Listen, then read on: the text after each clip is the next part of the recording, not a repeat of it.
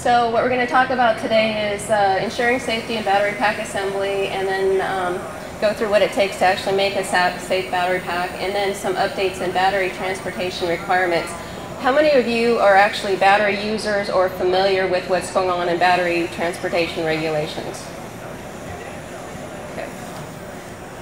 Okay, so there's been a lot of not good press lately about batteries and safety, and so this actually made a Simpsons episode, basically Sideshow Bob trying to blow up Bart by using a faulty laptop battery. So now we know we've got an issue, right? So battery problems can occur at either the cell, pack, or system level. A battery is actually a single cell that you make into a battery pack and then you put into a system. When can shorting occur? Shorting can occur even when batteries are contained in or packed with equipment. So this is an example of a battery that actually caught fire and checked baggage. So a lot of these regulations are actually consumer caused. It doesn't need to be a battery pack to have any issues. There's been a lot of issues with people actually taking things like 9 volts onto a plane, and then for some reason they get shorted out with some change or something, and then in the cargo they might catch on fire, or actually in somebody's pocket they may catch on fire. So there's a lot of issues with battery safety, obviously. So what's actually behind some of the battery incidents? I'll go through this quickly. There have been over 4 billion cells produced of what's called an 18650 size of cell. And this is basically your laptop cell. It's 18 millimeters diameter by 65 long. This is a lithium ion battery type. You got 4 billion and counting cells that have been made, and these are with accomplished manufacturers. But there are a lot of non-accomplished manufacturers out there. It's like a lot of other components for electronic industry. It's very easy to make 100 of these in an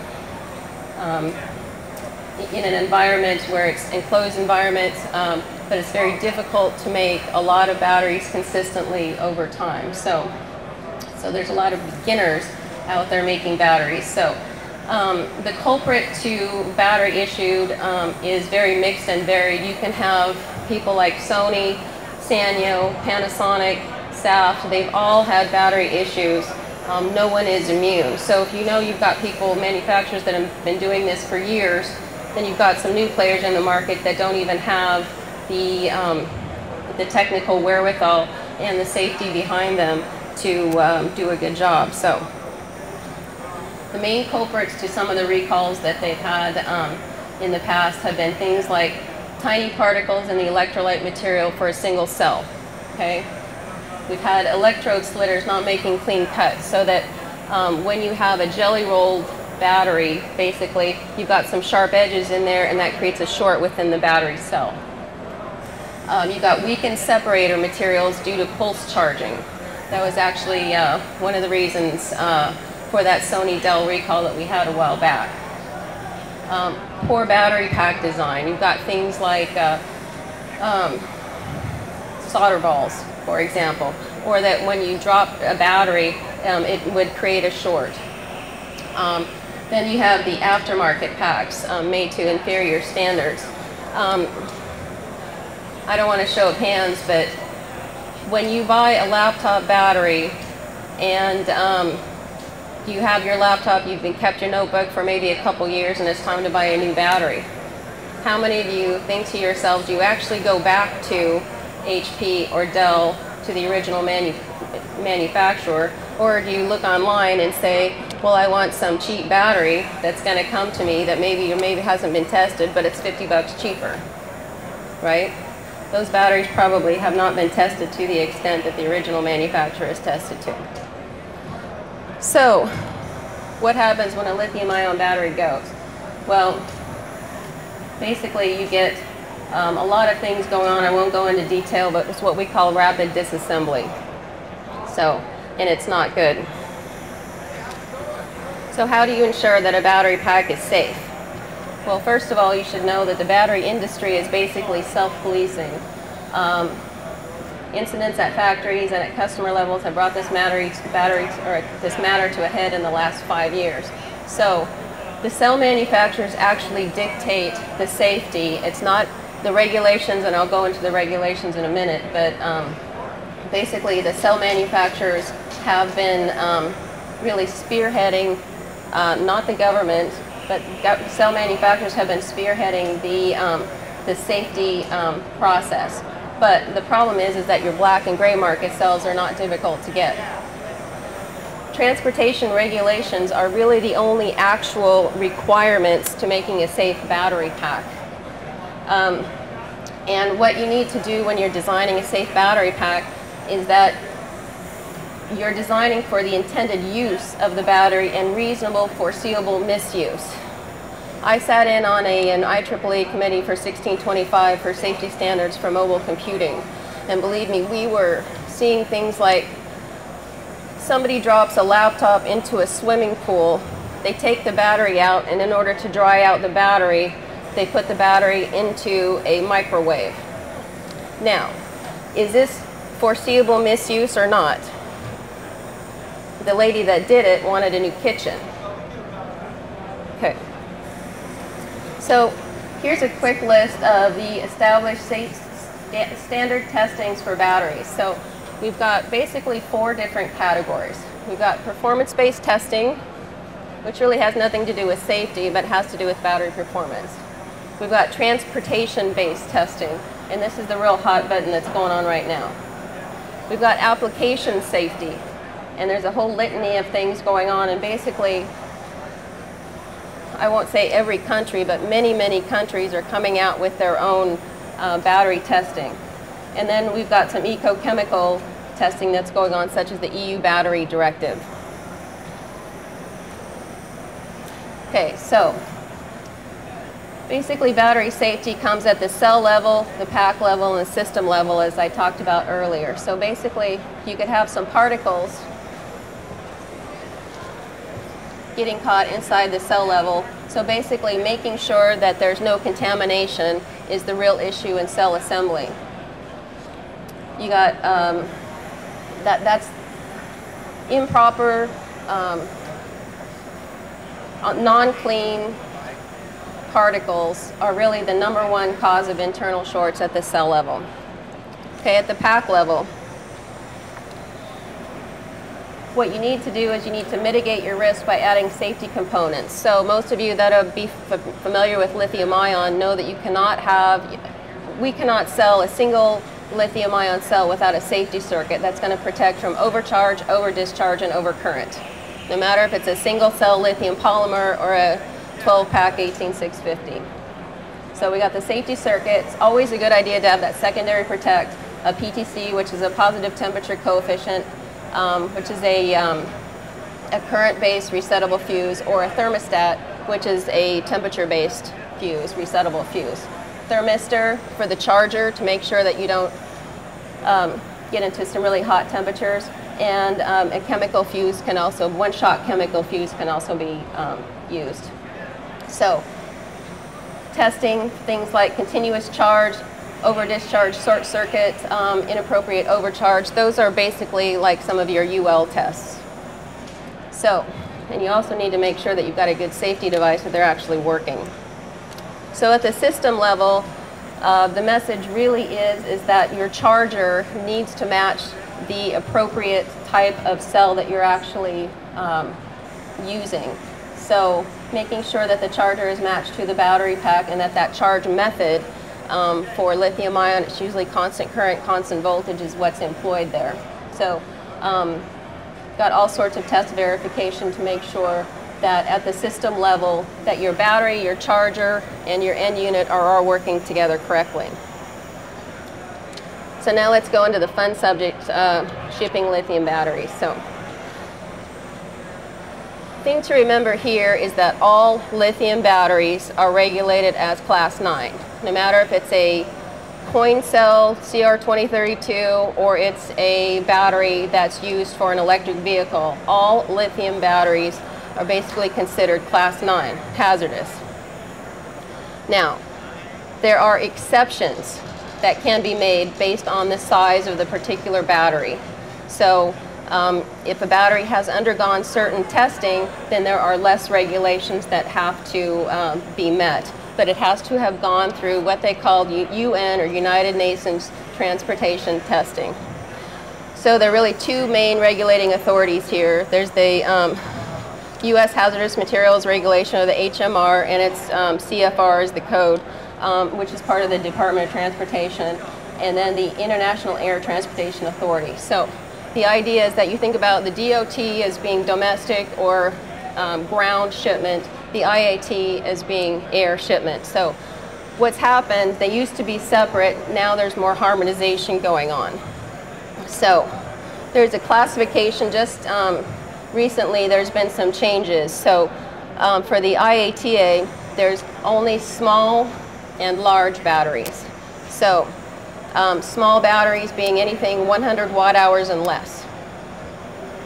Okay, and this is for rechargeable, by the way. Large batteries over 100 watt hours. There are some exemptions for small production runs, and that was really hard won by PURBA, which is the Portable Battery Rechargeable Association, because battery testing is expensive. For every battery design, it's about $5,500, plus you have to submit 16 batteries for every battery pack design that you have that uses lithium product. And that's primary or rechargeable. They have expanded the exception for shipping lithium batteries for disposal, because if you think about it, if there's no lithium in a battery, then why can't you ship it? So, and also there is confirmation that if you're using a single cell lithium battery that's already been UN tested and you put a safety circuit on it, you don't need to retest that. But however, if you have a single cell lithium ion or lithium primary battery, you put it together with another single cell lithium battery, that group has to be tested. Okay. So here are the current battery and cell category definitions for ground. Okay, so, and again, I'll just quickly go through this, but basically we've got requirements for single cells, rechargeable and non-rechargeable, or primary and secondary, and for battery packs. Again, a battery pack meaning more than one cell together. So primary and secondary. So ELC means equivalent lithium content. And that is basically, in a lithium rechargeable battery, there's no lithium in there until you actually get the ions going. So they have to use a term called equivalent lithium content, which is calculated in grams on a per cell basis, and the multiplier is 0.3 times the rated capacity of the cell in ampere hours. So let's say you've got a 1 amp hour battery. That cell has 0.33 grams of equivalent lithium content in it. You times that, it's got, or the 1 amp hour battery, so then that means it's got 0.33 grams of equivalent lithium content. If you had 3 of those cells together, then you've got 1 gram of ELC. Does that make sense? Okay. So this is the requirements for ground transportation. So primary lithium battery or cell, single cell, 1 grams for a primary, and a battery, 2 grams. That makes it okay to ship if you, for a lithium rechargeable battery polymer, 1.5 grams per cell, or 8 grams for the pack. So basically the translation is a 12 cell 18650 2.2 amp hour cell. That's your maximum for being a small battery.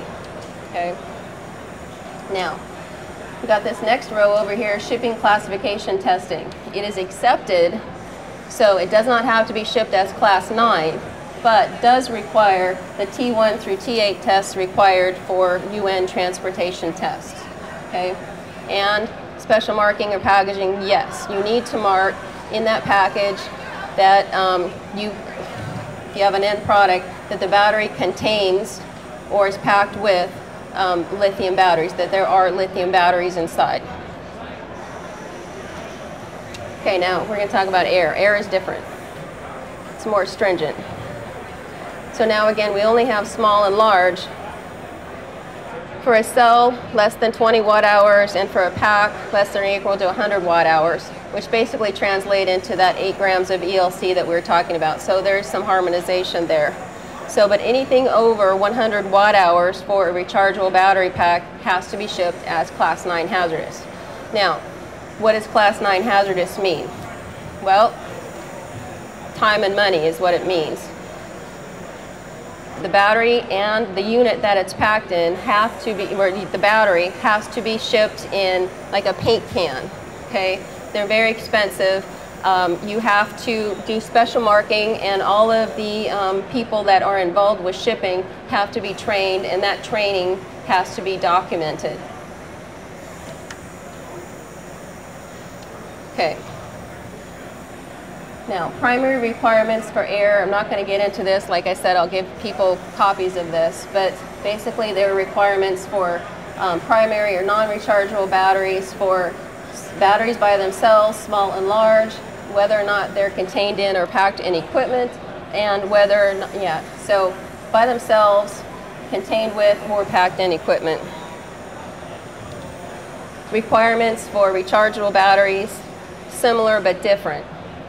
Again, whether or not the battery is classified as small or large, is it a battery pack by itself, what are the limits there, contained in or packed in equipment. There is a difference between shipping batteries that are inside a unit or outside a unit. So I've talked a lot about what is the UN manual of tests. There's 8 tests, T1 through T8. 2 of these, number 6 and number 8, I believe, are actually cell tests.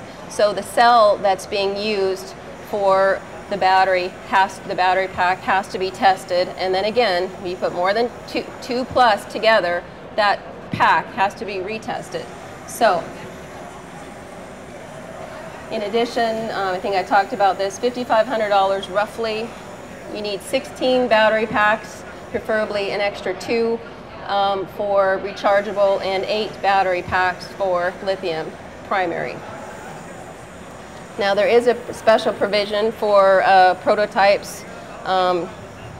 Basically, if you have less than 100 batteries per year, you can transport those as Class 9 via ground with no testing. So let's say you're just getting started in production, or you happen to have a medical device or some sort of device that you make where you don't sell a whole lot of these. $5,500 is a lot of money. And so that's been recognized. So you can ship those, but not via air. So if you've got any customers over in Europe or Asia or someplace where you want to ship these overnight, you got to fork up the money.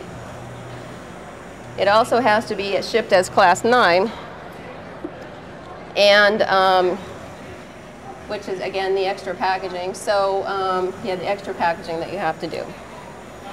Okay, so here is a proposed rule that is coming up, and if this happens, I think I'm going to sell something else. So the Pilots Association decided about a year ago that they had had it with the accidents that were happening, and decided that they would propose that any product greater than or equal to 3.7 watt hours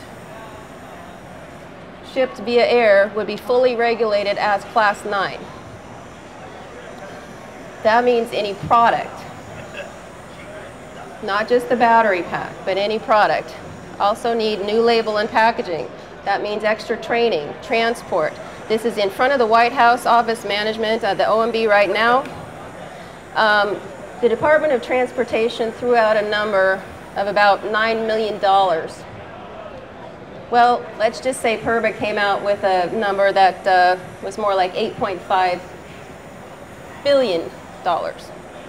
So obviously we've got a lot of people that are against this, because this would mean basically any lithium battery, any rechargeable lithium battery that was over 1 amp hour. So what would this affect? Most cell phones and smartphones, your BlackBerry, your iPod, your iPhone, your iPad, your e-reader, any notebook computer, primary battery, anything equal to or greater than a CR123A would have to be shipped as Class 9, and not only have to be shipped as Class 9, but the product that contains that battery would have to be shipped as Class 9 as well. This is what's in front of Congress right now. I wrote a letter to my congressman. I'm from Oregon. His response to me was, we must protect the public because 10 years ago, in 1990, there was an accident at Portland International Airport involving lithium batteries. So therefore, this must happen. So I'm just warning you, if this does happen, anytime that you buy an iPhone or anything, a notebook computer that contains a battery more than 1 amp hour, and they all do, you're going to be paying Class 9 shipping. And you're probably going to wait about a year for it to happen, to get it there, because there's no room. There's no FedEx, DHL. Everybody's already come out and said, look, we got no room for this. This is special cargo holds. So we'll all wait and see what happens here. There are other restrictions for shipping batteries. I won't go into very much here. Lithium primary, as most of you know, probably cannot be shipped on passenger aircraft unless it's contained in or installed in equipment. So basically, you can still have your portable defibrillator on in a cargo battery. That's about the only reason that you can ship a lithium battery on cargo. Sealed lead, there's lots of restrictions. Nickel metal hydride, they're getting more restrictions. And then dry batteries, which is your alkaline, your carbon zinc, your nickel metal hydride. Those are some more restrictions happening. So anyway, in summary, batteries have really become so commonplace that respect for the possible danger has often been lost. But careful planning, knowing how to make a good cell, a good battery pack, and a good system can mitigate that risk. There are shipping regulations that can reduce the risk, but really consumer awareness and respect for the battery is really what's necessary. A holistic approach is needed for designing systems with batteries. And everybody needs to watch out for that proposed rule. So again, my name is Katherine Mack with Rosie Electronics. I've got some cards up here. If you'd like a copy of this presentation, just please give me your card and I'll be happy to send you a copy. So thank you very much.